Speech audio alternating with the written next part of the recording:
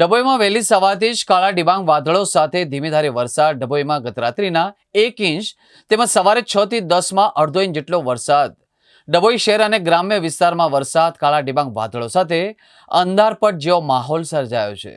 રાજ્યમાં આગામી 7 દિવસ ધોધમાર વરસાદ રહેશે. હવામાન વિભાગની ભારેથી અતિભારે વરસાદની આગાહી કરી છે. ખાસ કરીને દર્શક મિત્રો, ગાંધીનગર, અમદાવાદ, અરવલ્લી, મહીસાગર, ખેડામાં યલો એલર્ટ આપવામાં આવ્યું છે. આણંદ, પંચમહાલ, દાહોદ, વડોદરા, ભરૂચમાં ભારે વરસાદની આગાહી છે. સૌરાષ્ટ્ર કચ્છના વિસ્તારોમાં પણ વરસાદનું યલો એલર્ટ છે. ત્યારે ડભોઈમાં વહેલી સવારથી જ કાળા ડિબાંગ વાદળો સાથે ધીમીધારે વરસાદ શરૂ થયો હતો. ડભોઈમાં ગત રાત્રિમાં 1 ઇંચ અને તેમજ સવારે 6 થી 10માં અડધો ઇંચ જેટલો વરસાદ. ડભોઈ શહેર અને ગ્રામ્ય વિસ્તારમાં વરસાદ પડ્યો હતો. કાળા ડિબાંગ વાદળો સાથે અંધારપટ જેવો માહોલ પણ સર્જાયો હતો.